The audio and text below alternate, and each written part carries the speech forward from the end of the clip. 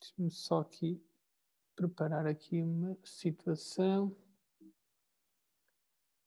Ok. Pronto, a mim cabe-me abordar uma parte da análise de dados qualitativas que, na minha perspectiva e do trabalho todo que temos vindo a realizar, é a parte mais exaustiva, quer se use software ou não. Acreditem que sem o uso de software é bastante pior. E eu vou tentar, em 20 minutos, simplificar o que é então a codificação e categorização, qual é a sua relação, e depois vocês complementam com alguns textos de livros que nós temos publicados no site da Ludomédia, que eu já vou partilhar convosco, nas atas ou nos capítulos livros que nós temos das conferências que também vamos organizando, e é mais fácil. De forma sucinta e complementando a informação, há aqui partes interessantes, porque eu vou reforçar algumas partes que o Miguel abordou e ao mesmo tempo vou introduzir outras. Como verificar na apresentação anterior, o software tem um esqueleto em que, numa primeira parte, eu configuro um projeto em que eu tenho sistemas de fontes. Nesse sistema de fontes, nós temos procedimentos de codificação e contextualização. Isto é uma parte interessante nos processos de codificação, que eu já vou referir. Depois temos o sistema de codificação que faz a ligação da configuração do projeto com a abstração do projeto, e depois chegamos à parte de questionamento. Aí teremos procedimentos de validação e procedimentos de inferência. O sistema de codificação está dividido em duas grandes áreas, que é a codificação interpretativa, é aquilo que eu leio sobre determinado assunto e que, se aplicar determinada técnica de análise, por exemplo, se for análise de conteúdo, tem que ter em consideração o ponto de vista do que o participante me deu, através de uma entrevista, uma pergunta aberta, e faço a minha interpretação tendo por base o meu referencial teórico, ou seja, aquilo que muito discute relativamente às abordagens qualitativas sobre o viés, sobre deste tipo de abordagem, ou paradigma, que pudéssemos falar assim, ele é muito minimizado pelos procedimentos e pelo processo e procedimentos que eu aplico à minha análise de dados. Passando aqui. Pronto, então nós temos, como eu referi, existem várias formas de codificar, e é bastante importante compreender, antes de avançar para o uso do software, como é que eu vou então aplicar a codificação, como é que eu vou definir os meus códigos, que podemos chamar aqui categorias, se estivéssemos numa dimensão de análise de categorias. Podia falar de dimensões, subcategorias, construtos, dependendo da área de atuação.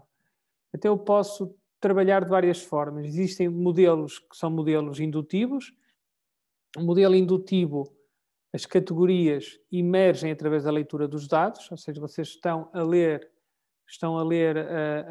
os vossos textos e estão a propor categorias. E quando fazem a leitura e selecionam expressões, frases ou palavras que tenham sentido ou significado para determinada categoria, reparem que esta categoria é criada e é influenciada. Quando vocês criam a categoria, existe um pressuposto teórico, não é? Se eu vou falar sobre alimentação, se eu vou falar sobre desporto, eu tenho um referencial e eu li artigos, eu li livros sobre desporto. Então não é uma opinião baseada no nada. Então isso influencia a proposta de categoria. Então aqui no caso do WebKDE eu posso usar códigos livres e codificação aberta. Também posso ter um modelo dedutivo, em que vocês podem logo construir um sistema hierárquico de categorias, leem um artigo sobre a área de promoção da saúde ou de cuidadores informais, ou o trabalho com idosos, histórias de vida, e isso, o que é que me diz? Se aquele artigo foi publicado numa revista em que o artigo já sofreu uma avaliação de pares, eu parto do pressuposto que é uma forma de validação. Então, o meu ponto de partida é aquele modelo de categorias, por isso é que é uma abordagem dedutiva. Não quer dizer que eu a seguir não possa propor novas categorias, porque estou a aplicar aquele modelo num contexto diferente. Se eu aplicar esse modelo num contexto diferente, nós também podemos apropriar-nos de uma terminologia muito usada nas abordagens quantitativas, que é a generalização. Só que a generalização que eu tenho aqui é uma generalização analítica, uma generalização de conceitos, ou seja, eu com o mesmo modelo de categorias consegui, em contextos diferentes, obter resultados similares, sem ter que propor novas categorias. Então aqui podemos começar a dizer que há uma generalização de conceitos. E depois posso ter uma combinação das duas abordagens, que é uma combinação que normalmente é designada por mista ou agredutiva, em que eu tenho a criação de códigos livres, códigos árvores, e muitas vezes eu crio esses códigos livres e os códigos árvore de formas completamente diferentes. Existem várias técnicas de codificação e elas dependem sempre do método que vocês aplicarem. Por exemplo, se eu aplicar ou se eu seguir a teoria fundamentada, se eu for para a teoria fundamentada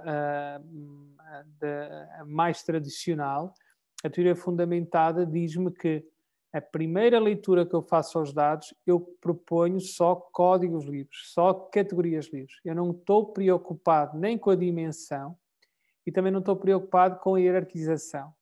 Então, isso na primeira parte eu coloco só como códigos livres. Maior parte dos pesquisadores pensam que só têm que fazer uma leitura aos dados. Isso é a parte enganosa, porque um projeto qualitativo, independentemente das técnicas de codificação que eu recorro, eu tenho que fazer 2, 3, 4 leituras aos meus dados. Então, na segunda leitura, usando neste caso a teoria fundamentada, reparem que a teoria fundamentada aqui entra como método e ao mesmo tempo é técnica de análise. Okay? Existem outras situações, por exemplo, que o photo voice funciona também como técnica e método, se estivermos a trabalhar com dados visuais. Então, na segunda leitura, eu pego nos códigos livres e construo as minhas hierarquias. E nessa parte da codificação eu posso, obviamente que aqui o software facilita imenso, descodificar, recodificar e juntar códigos face a essas segundas leituras. Eu vou já tentar demonstrar isto no software, deixem-me só controlar o tempo. Mas estou habituado a falar mais rápido, é normal que eu vá demorar mais algum tempo. Pronto.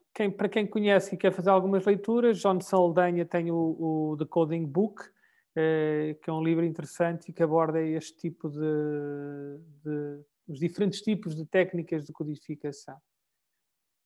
Aspectos a considerar, isto também é um texto que nós temos no blog do WebQDA. Antes de avançar para a criação de categorias de análise, há todo um fio condutor. Isto aqui parece óbvio, mas nas dezenas, talvez centenas de projetos que acompanhei, já tive situações de definição de categorias sem existirem qualquer questão de pesquisa definida. Então, nós temos de ter as questões de investigação e os objetivos de trabalho do meu estudo. Sem isso, é complicado eu estar a propor ou definir categorias. Porque essas categorias que eu proponho ou construo têm como finalidade responder às questões de investigação. Depois, as questões de literatura consultada, seja o modelo indutivo ou dedutivo, a revisão de literatura, além de ser algo transversal, influencia sempre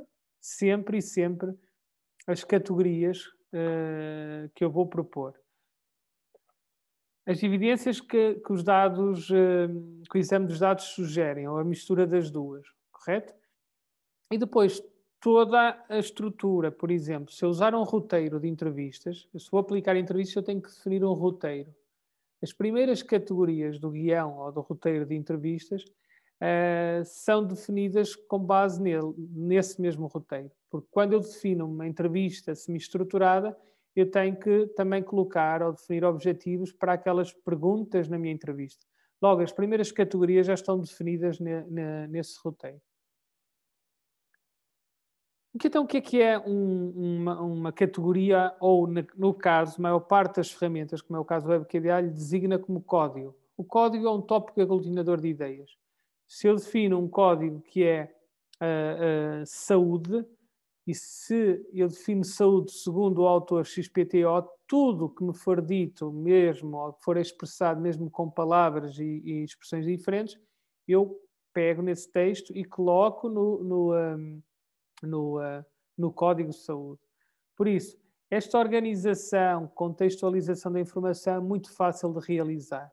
E depois posso fazer aquilo que o Miguel referiu, que é, eu posso a qualquer momento cruzar códigos com códigos interpretativos, mas também posso cruzar códigos descritivos com códigos interpretativos. Ou seja, eu quero saber se a idade dos meus entrevistados, a opinião sobre a saúde difere consoante a idade dos entrevistados, ou sobre a nacionalidade.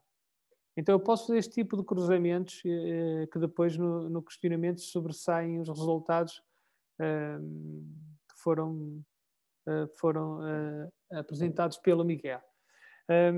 Como organizar e agrupar as informações, também posso fazer um cruzamento de codificações descritivas com codificações descritivas.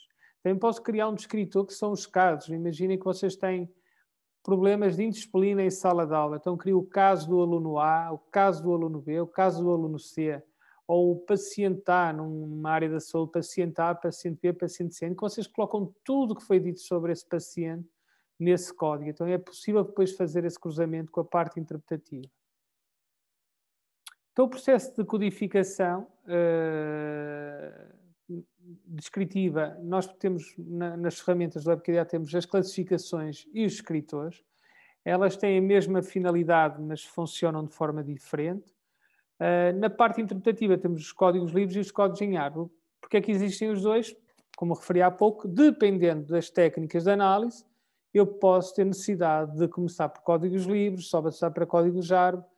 E então há um procedimento que vocês têm que primeiro fazer leituras daquilo que querem aplicar. Porque a estrutura do software permite fazer, mas vocês têm que primeiro apropriar esses conhecimentos teóricos antes de aplicar, ok? Pronto, relativamente ao WebQDA, a codificação tem 4 funcionalidades. Dentro das classificações existem mais duas subfuncionalidades. Dentro de cada uma destas funcionalidades da codificação, eu posso criar os meus códigos de formas completamente diferentes. Este capítulo livre, eu penso, eu não sei se ainda está disponível, mas brevemente estará, que é um livro em que nós falamos da coerência interna à análise e que explicamos esta parte das categorias associadas às questões de investigação que nos ajudam a definir então os códigos descritivos e códigos interpretativos.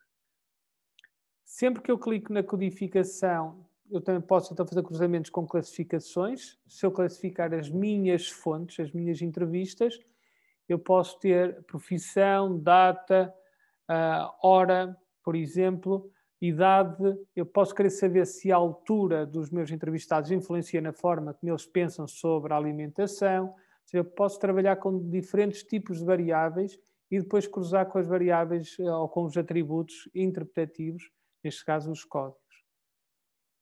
O processo de codificação é simples. Eu abro o texto nas fontes, clico 2 vezes, o texto abre. Quando o texto fica-me disponível, eu posso selecionar um código ou vários códigos. Há quem defenda que a mesma expressão pode ser codificada em mais que um código interpretativo. No meu caso, eu discordo dessa ambiguidade. Parte do pressuposto que sempre que é interpretativo, o código deve simplesmente poder codificar aquela expressão num único código, numa única categoria. Contudo, no desenho metodológico do vosso projeto, vocês defendem através do vosso referencial teórico, porque é que optaram por um caminho ou outro. É assim que funciona a ciência, é assim que funciona em todas as abordagens que nós fazemos. Aqui não deixa de ser diferente. Há quem defenda esta perspectiva, eu pessoalmente sigo outra. Não estou a dizer que é errado ou certo, depende do referencial teórico, dos nossos referenciais teóricos sobre como é feita a codificação. Depois aqui posso ter acesso e posso classificar entrevistas, posso fazer este tipo de cruzamentos, acrescentar atributos. Eu não tenho que fazer tudo ou antecipar tudo à partida. Eu posso, de alguma forma, já que estou a usar um software, que isto seja um processo mais cíclico, iterativo, pendular, dinâmico, com avanços e recuos. Então eu posso começar por transcrever 5 entrevistas, apesar de ter 10. Posso fazer as primeiras pré-análises, alterar as minhas categorias em função destas minhas primeiras análises, codificar mais 5 entrevistas. Então é um movimento pendular de avanços e recuos até chegarmos a uma redução daquilo que estamos a fazer para questionar os dados e avançar para a escrita académica e a apresentação de resultados. Poderíamos fazer este tipo de cruzamento de dados, em que eu tenho códigos descritivos, por exemplo, género ou sexo, dependendo da área de estudo, tipos de documentos, idade, tempo de recolha de dados, e códigos interpretativos, tipo de motivação, envolvimento, reflexão, e a qualquer momento eu posso fazer cruzamentos entre códigos descritivos, códigos interpretativos, ou códigos descritivos apenas com códigos descritivos, códigos interpretativos apenas com códigos interpretativos. Teoricamente, vocês podem descarregar uma série de livros gratuitos na página da Ludomédia, retirem e consultem. Há muito material que nós vamos disponibilizar de vários autores que trabalham connosco, tanto portugueses como hispânicos e, obviamente, pesquisadores do Brasil. E aqui também na NTQR tem uma série de artigos que vocês podem consultar dependendo daquilo que necessitam de ler.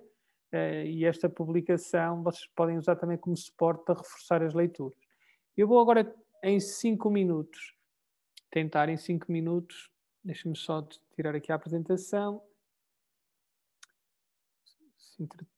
E vou partilhar novamente o ecrã, só um segundo.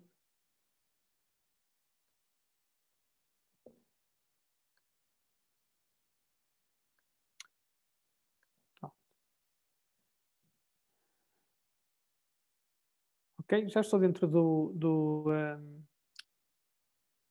WebQDA, que é só para vocês podem experimentar, podem usar os 15 dias,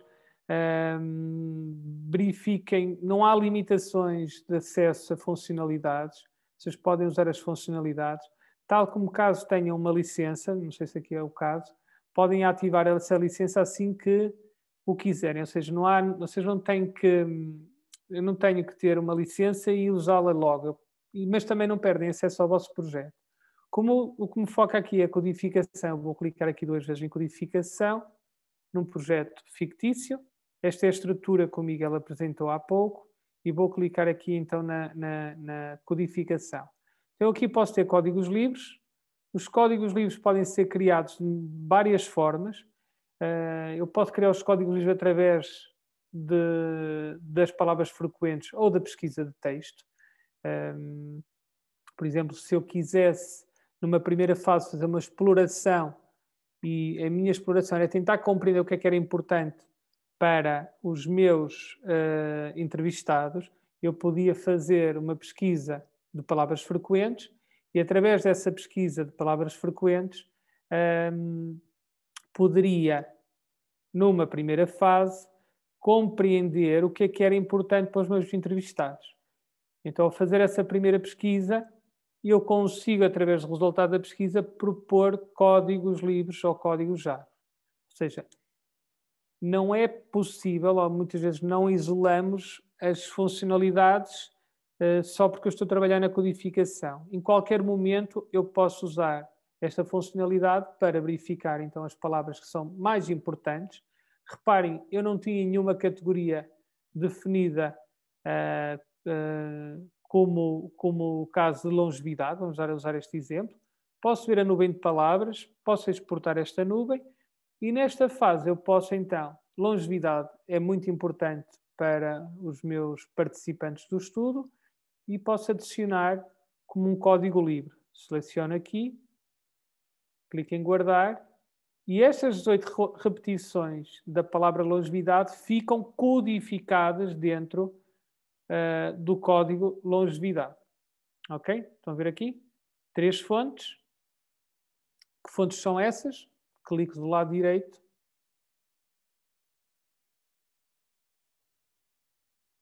E a fonte tem 8 referências.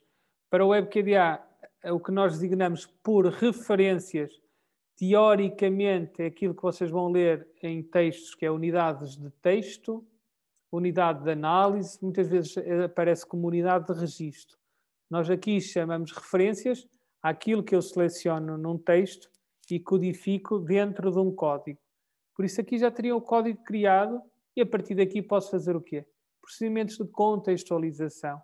Segundo o meu referencial teórico, cliquei 2 vezes, eu preciso de ler o que é que está dito antes e após, porque eu tenho aqui a palavra isolada. Então, se eu clicar aqui neste texto, eu posso ter acesso à informação de onde é que está e acrescentar o que é que foi dito antes e o que é que foi dito após. Mas outra técnica que aqui nós podemos aplicar também através da pesquisa de texto, eu não estou a criar de raiz porque não temos tempo, é o contrário das palavras frequentes, ou seja, eu aqui procuro palavras ou famílias de palavras, posso pré-visualizar os resultados através de um gráfico de barras e de gráficos circulares e também a partir daqui definir se quer ou não guardar um código livre ou código ARP. Okay? Uma das funcionalidades mais recentes e que existe e que está disponível num texto no blog é uma codificação automática. O que é que essa codificação automática faz? Eu tenho uma entrevista com 100 páginas, codifico 10% dessa entrevista, ok? Imagina 10 páginas, e depois digo ou dou instruções ao software para ele procurar nessa entrevista e noutras, por exemplo, eu podia ter 4 entrevistas com 100 páginas e fazer isto só numa.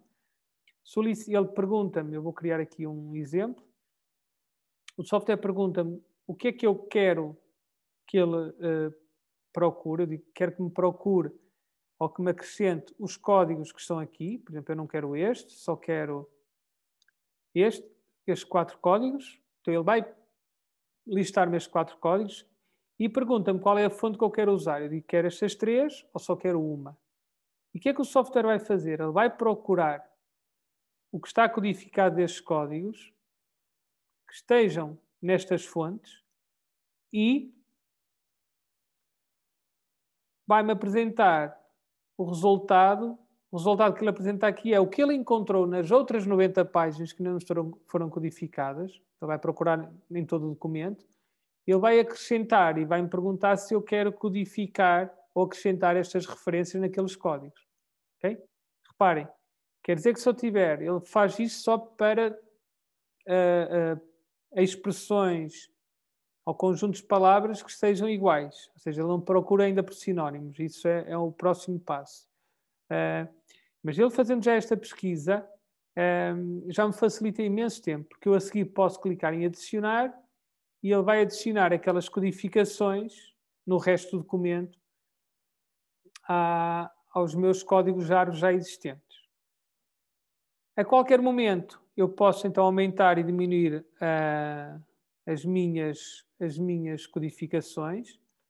Posso clicar nas fontes internas e propor categorias. Por exemplo, tenho aqui quero uma categoria que seja nova em código JAR, seleciono aqui código JAR, clico em nova categoria e coloco aqui processo. A descrição da categoria é bastante importante, porque a descrição da categoria, ou do código, como nós vimos aqui, mas depois em termos de escrita alteram para categoria, é a definição do código. Esta definição do código é bastante importante e devem escrevê-la sempre, porque ela é feita ou é inserida com base no vosso referencial teórico, Muitas vezes o pesquisador diz-me: Pedro, eu não vou escrever a descrição porque é óbvia.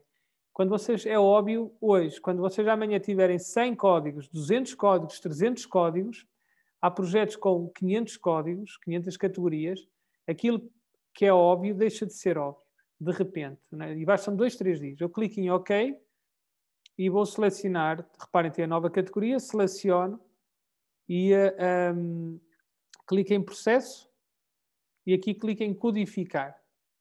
Quando eu coloco a definição, reparem, quando eu passo o mouse sobre, o rato, como dizemos em Portugal, o mouse sobre o código, ele tem a definição do código.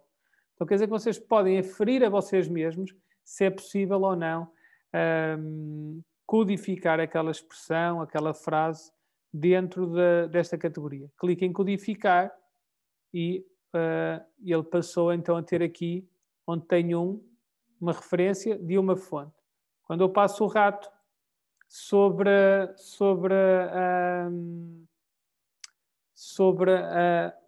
expressão ou a palavra, ele diz-me qual é o código e quem codificou. Se alguém estivesse agora aqui neste projeto, em simultâneo, poderia estar a codificar e eu também estaria a ver as codificações. Ou seja, é aquilo que o Miguel falou, que é a promoção do trabalho colaborativo. A qualquer momento também posso descodificar. Afinal, enganei-me, seleciono a parte que querem descodificar. Eu posso descodificar tudo. Ok? Vamos ver aqui. Clico aqui e descodifico tudo. Ou posso só descodificar a parte. Afinal, eu ontem à noite, quando fiz isto, estava a dormir. Esta parte não devia estar aqui. E clico aqui em descodificar e ele remove-me o que estava ali. Mas também posso fazer o contrário. Afinal, esta parte relativamente ao processo deveria terminar aqui. Selecionam o que faltam, clicam em processo e codificar. Ok? E ele acrescenta o que faltava a processo. Mais coisas aqui. O que é que nós podemos falar mais aqui? Eu tenho várias ações de recodificação. O que eu fiz agora foi descodificar parte ou acrescentar uma parte, mas também posso fazer um processo que é o processo de recodificação. Eu seleciono aqui, clico em processo, clico em codificar, ele passou a 2, mas depois eu posso retirar de psicológico. Só quero que mantenha em processo, então tenho que clicar aqui. Nesta fase, nós estamos na parte das fontes. Se eu for para códigos árvore, eu tenho aqui esta informação também toda onde eu posso listar. Se eu clicar aqui em processo, eu tenho aqui as duas codificações. Uma referência usou 1,26% do total da entrevista, a segunda referência 0,13%. Ou seja, este número é meramente para me suscitar alguma indagação. Porque é que o meu entrevistado fala tanto de processo? Ou seja, se eu tenho uma porcentagem grande da entrevista em que ele fala de processo, é porque há ali alguma coisa que interfere nisto. Então, eu vou tentar compreender porque é que ele fala tanto em torno do processo. Pronto. Deixa-me só olhar para o relógio. Ok. Já passei os meus 30 minutos. Só para deixar esta parte, eu não vou clicar aqui os escritores. Há aqui uma série de coisas que depois o Fábio Freitas e o Miguel Dias vão reforçar ao longo das apresentações deles. Os escritores são dados objetivos sobre algo ou alguém. A parte dos códigos vivos e código árvore é sobre é interpretativo. Uma coisa que é bastante importante, quando eu faço este trabalho e listo as minhas referências, como está aqui neste caso, eu vou usar isto como evidências. Então, a codificação acaba por ser a parte central de qualquer projeto. Porque uma codificação mal realizada, com categorias definidas de forma pouco rigorosa e sistematizada, vai depois influenciar o resto. A qualquer momento vocês podem eliminar códigos, renomear códigos e juntar códigos. Por exemplo, processo já não faz sentido, eu posso clicar em cortar e usar aqui uma opção que diz mesclar. E ele mesclou o código processo com intimidação, ok? E muitas vezes isto acontece. Numa terceira fase de leitura aos dados, não justifica manter aquele código. É mais fácil para mim alterar a definição. Sobre codificação, poderíamos estar aqui a falar até às 23 horas de Portugal, porque havia muito para falar e discutir, porque existem muitas técnicas. O que estou a mostrar é a flexibilidade que o software potencia. Há autores e há uns artigos que eu escrevi sobre isso que têm as suas vantagens. Por exemplo, uma das vantagens da utilização de software, como é tão fácil codificar e recodificar, há usuários que criam uma terminologia que eu achei piada quando li pela primeira vez, que é o feticismo da codificação. Ou seja, o usuário, o investigador, fica tão viciado em codificar que não avança. E só codifica, importa dados, codifica. E então não consegue avançar para a parte de questionamento aos dados, cruzamento dos dados. Então isto é uma das desvantagens. Nós temos que usar isto como uma ferramenta e balizar onde iniciamos e onde terminamos. Porque muito do trabalho manual é reduzido, ou seja, não tenho que pensar se o código está na página 5 do Word ou está na página 15, porque esse trabalho é manual. Então a ferramenta facilita que se possa aprofundar e facilita o trabalho intelectual, mas também temos que conseguir balizar e minimizar estas desvantagens. O facto de estar online quer dizer que eu posso aplicar algumas técnicas de validação da codificação, como é o caso da técnica de Delphi, em que eu convido peritos e esses peritos podem validar o meu modelo de categorias. Cada vez mais para publicar, cada vez mais para darmos credibilidade aos estudos qualitativos, interessa aplicar técnicas de validação. Mas não é só na análise de dados, é na recolha e na criação dos instrumentos. Mas na análise de dados existem algumas técnicas que o facto do WebQDS estar online facilita. Há muitos projetos que eu acompanho, e alguns já fui convidado, em que foi convidado num deles para fazer técnica de Delphi usando o software. Então ele é facilitado por isso.